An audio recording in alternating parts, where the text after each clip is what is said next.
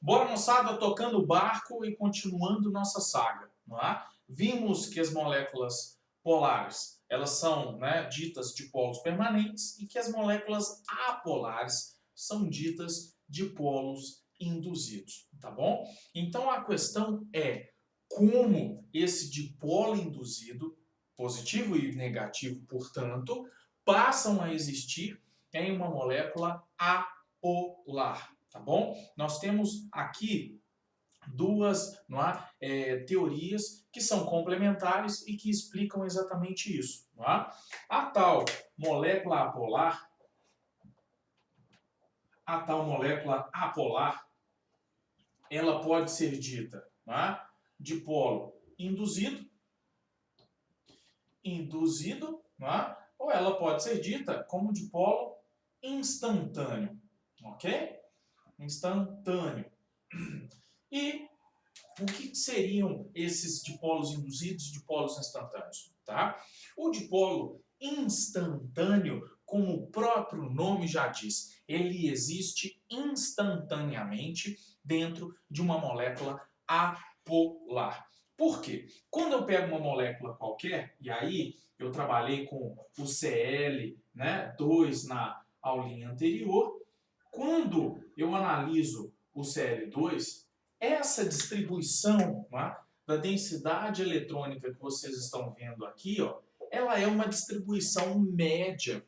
Isso quer dizer que, na média do tempo, né, a densidade eletrônica ela está distribuída de forma homogênea. No entanto, nós sabemos que na nuvem eletrônica, né, que essa molécula apresenta, os elétrons eles não estão parados. Não é? Os elétrons eles se movimentam dentro dessa nuvem. E pode, não é? Claro, em um dado momento, devido a essa movimentação dos elétrons na nuvem, pode ser que instantaneamente, num dado momento, você tenha em uma região mais elétrons do que em outra, não é? Pela própria distribuição dessas cargas que se movimentam. Então, se elas estão na média do tempo, né, distribuídas de forma homogênea, instantaneamente, pode ser que em um dado momento eu tenha mais carga em uma região do que em outra. Isso é o que nós chamamos de dipolo quê? Instantâneo. Instantaneamente, ele é produzido pela própria movimentação dos elétrons dentro da nuvem eletrônica. Tá bom? Então, aqui, esse dipolo instantâneo, não é? Seria movimentação dos elétrons. Movimentação dos elétrons, né? Dentro de uma estrutura, né, como essa, ok? E eu posso também, né, encontrar o termo dipolo induzido. Ô, gente, esse dipolo induzido, né, ele é consequência da aproximação de moléculas. Não é? Eu, molécula, não é? Pela minha distribuição de cargas, instantaneamente, posso ter um dipolo, não é, instantâneo. Mas esse dipolo instantâneo, ele existe por tempo suficiente para provocar em uma outra molécula, não é, uma distribuição heterogênea da nuvem eletrônica. Os meus elétrons interagem com os seus elétrons de tal forma que eu acabo criando em você um dipolo induzido. Então, esse dipolo induzido, ele vem da interação das nuvens. Interação das nuvens, ok? Qual desses dipolos existe? Na verdade, os dois acontecem ao mesmo tempo, não é? São complementares, tá bom? Então, muitas vezes, nós vamos nos referir a esses dipolos como dipolo induzido, dipolo instantâneo, tá bom? Nas questões, nós levamos em consideração esses dipolos como se fossem sinônimos, tá? Dipolo induzido ou dipolo instantâneo. Tá bom? Agora, gente, não interessa se ele é induzido, não interessa se ele é instantâneo. Se você tem o dipolo, é porque a sua nuvem, ela, em algum momento, não é? Ela está distribuída de forma o quê? Heterogênea, tá bom? E essa capacidade que a molécula tem, a princípio, de fazer essa distribuição, ela recebe um nome que é importantíssimo que nós saibamos, tá? A polarizabilidade. Olha lá, ó, polarizabilidade. Habilidade em polarizar, tá? É a capacidade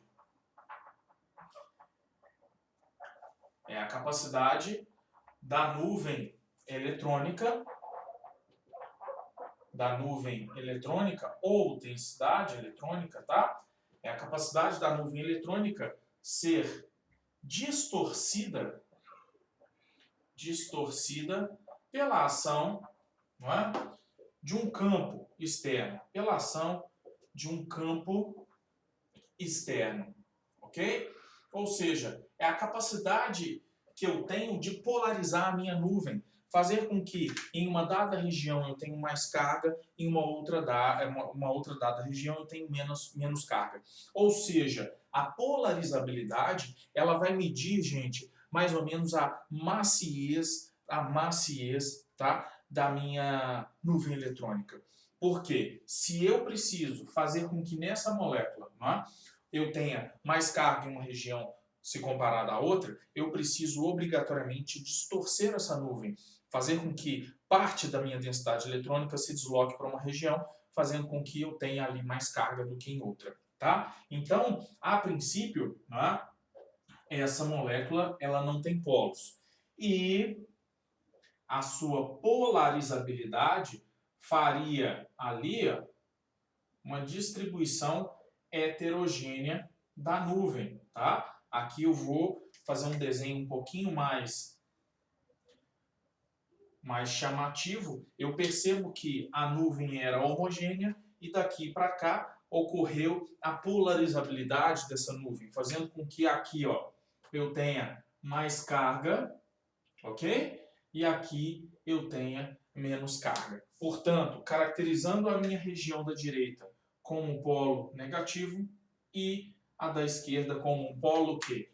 Positivo. A princípio, esses polos não existiam e eles foram criados, tá, pela minha movimentação dos elétrons ou pela interação minha com outra molécula, não interessa. Mas a polarizabilidade me permitiu que esses dipolos passassem a existir. E agora sim, tendo o polo positivo e negativo, não é? Independentemente do tempo que eles durem, mas é tempo suficiente para que essa molécula interaja com outra e, portanto, você pode, por exemplo, ter um gás, não é, constituído por moléculas apolares e você pode, não é, liquefazê-lo, ok? Você pode resfriá-lo, não é, a fim de que ali um líquido seja obtido, tá bom?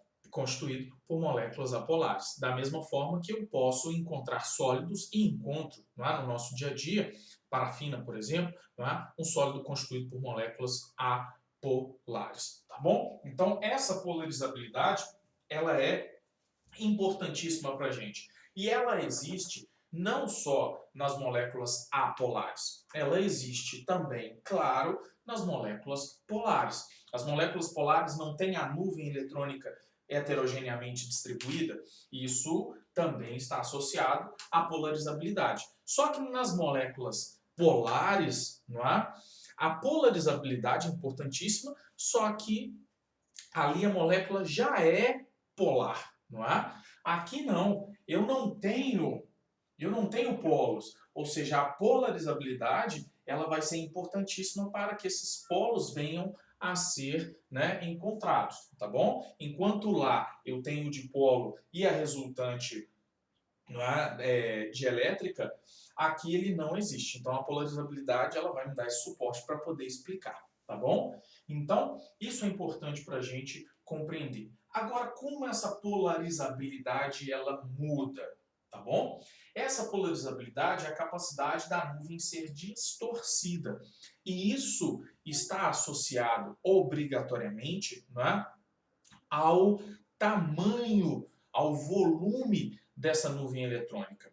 Por quê? Se eu tenho átomos muito pequenos, né, em termos de raio, dentro da minha estrutura molecular, esses elétrons, né, eles estarão mais presos ao núcleo, e, portanto, essa nuvem eletrônica, não é? Estando mais atraída pelo núcleo, a capacidade de distorcê-la ela fica mais comprometida. Quando eu tenho átomos maiores, mais volumosos e, portanto, mais rico em elétrons, não é? Esses elétrons, portanto, eles estarão mais afastados do núcleo e, portanto, a capacidade de criar qualquer alteração, não é? Qualquer distorção nessa nuvem eletrônica, ela aumenta consideravelmente para a gente, tá bom? Então, essa polarizabilidade, não é? Ela depende, essencialmente, né? Depende do número de elétrons, não é? Existentes no átomo, ok? E aí, como um todo, também na molécula, não é? Depende do número de elétrons no átomo. E esse aumento no número de elétrons, não é? Que, portanto, aumenta a minha nuvem eletrônica, ela está associada também ao aumento de massa. Se eu aumento o número de elétrons para um determinado elemento, eu estou aumentando também o número de massa daqueles, né, elementos que lá dentro estão presentes. Por exemplo, se eu pegar o cloro, molécula de cloro, Cl2, eu tenho aqui o cloro com 17 elétrons, né, o cloro com 17 elétrons. E totalizando, aqui nesse caso, 34 elétrons, tá bom? E eu tenho aqui, não é, a massa do cloro, que é 35,5 vezes 2, 71.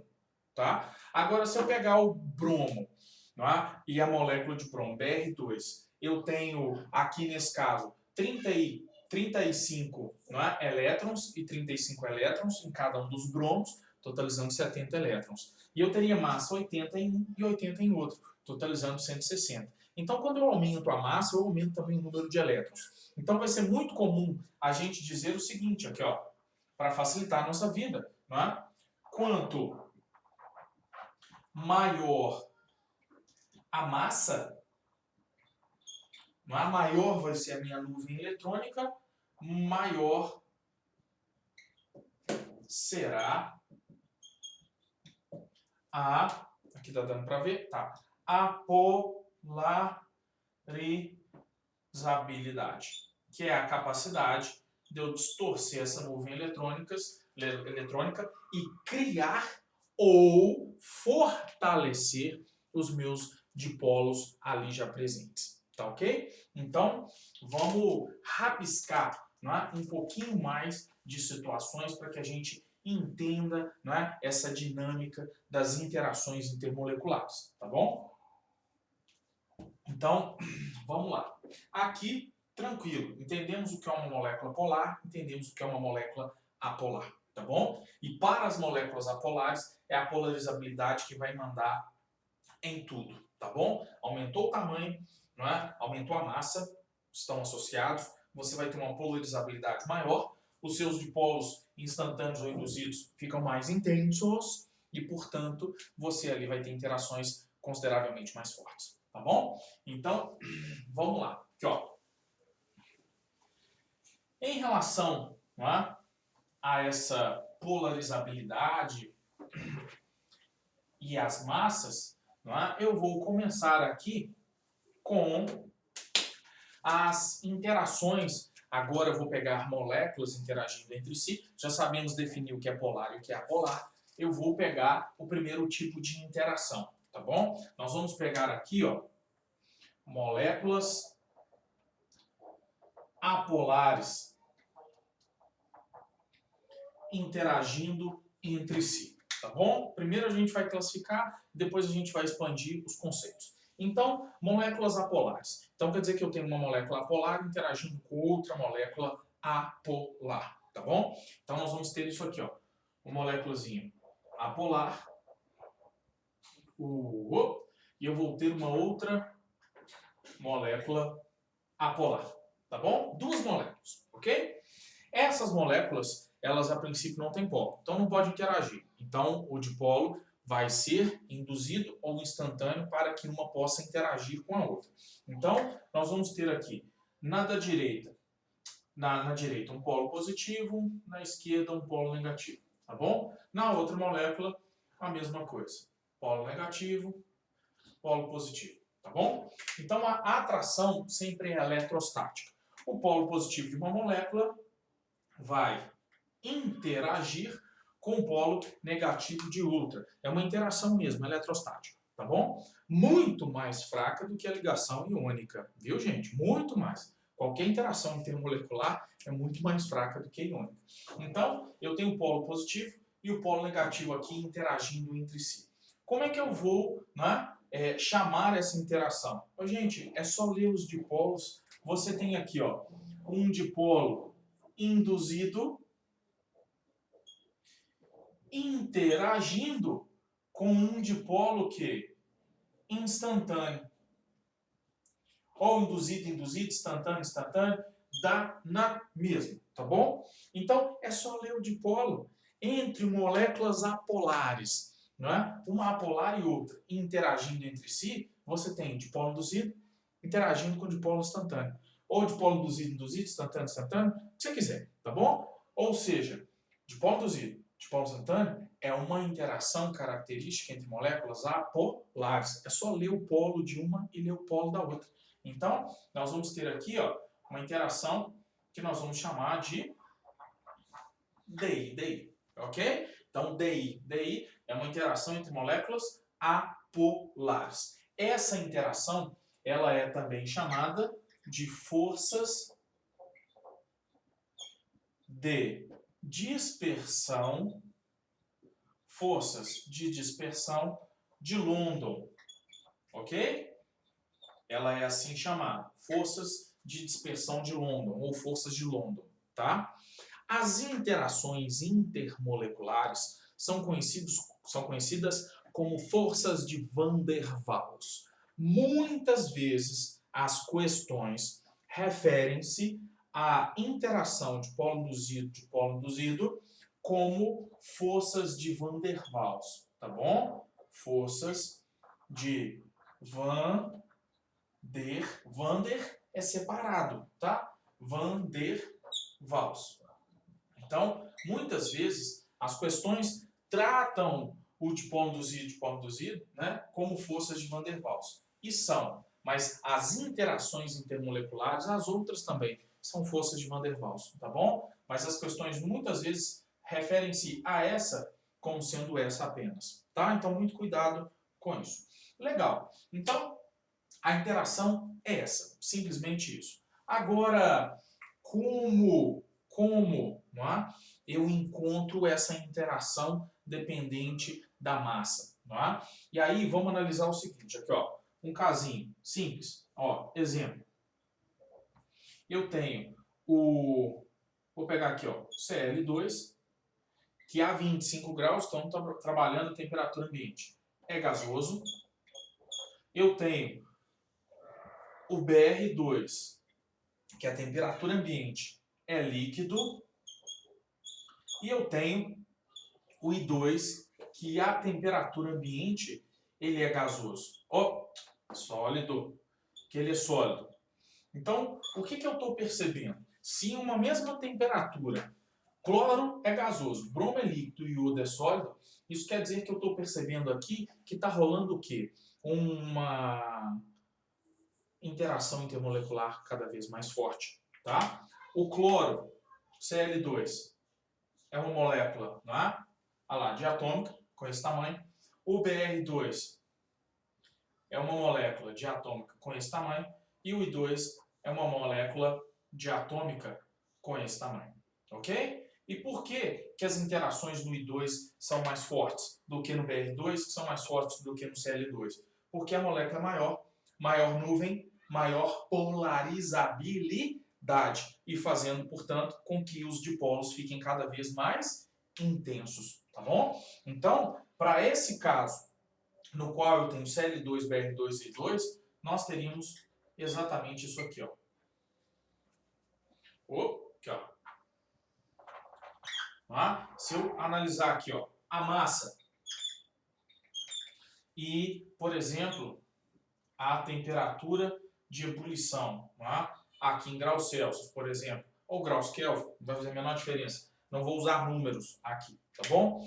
Eu teria, para esses compostos, o seguinte, aqui ó. No caso do Cl2, eu teria essa temperatura, né, de ebulição e a massa do Cl2 é 71, ok? Aqui eu tenho o Cl2. Se eu analisar a massa do Br2, a massa do Br2 é 160. Então nós teríamos isso aqui, ó. Teria 160 de massa. 160. Ok? Ô, gente, isso aqui não é linear, tá bom? Não é linear. Eu teria aqui o Br2. E para o I2, que é sólido, não é? Eu teria uma temperatura de ebulição mais alta. Então, eu teria, por exemplo, isso aqui, ó. Ok? O I2, ó, que tem massa 254. Então, o que eu estou percebendo por esse gráfico? Que o aumento da massa molar faz com que as interações intermoleculares se fortaleçam, tá bom? Então, essencialmente é isso aqui, ó. O aumento da massa ou tamanho aumenta a nuvem, tá? Aumenta, né, a polarizabilidade,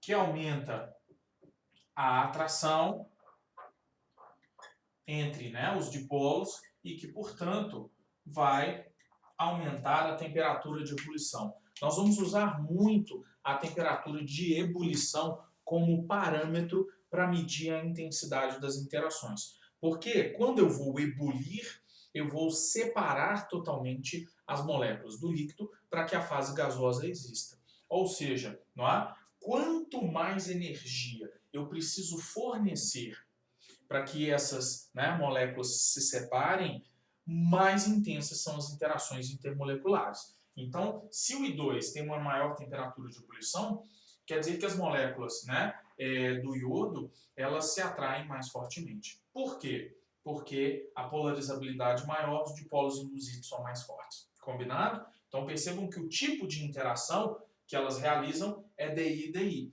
No entanto, ele vai ser dependente, né, do volume aqui da estrutura, ou seja, da quantidade de elétrons que está associada à massa, como eu falei, tá bom? Então, o dipolo induzido, ele aumenta a intensidade à medida que a massa fica maior. E esse dipolo induzido, ele está presente, né, não só em moléculas apolares, é porque nas apolares só existe ele, tá bom?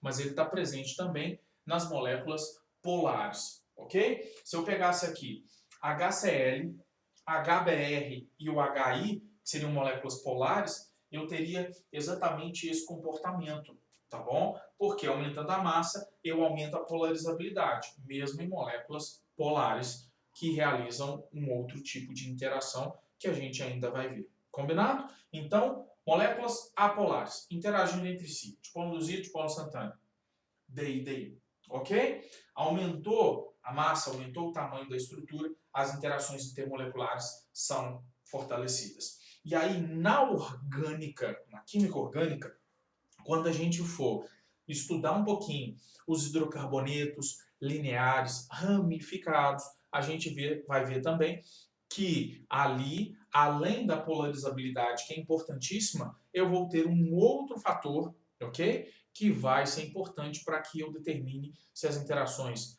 elas vão ser mais fortes, né? Serem mais fortes ou mais fracas. Combinado? Então, o primeiro tipo de interação está dado. Apolar com apolar, dipolo induzido. Fechou? E aí a gente ainda tem outras a serem estudadas. Valeu, moçada. Grande abraço, boa aula. Tchau, tchau.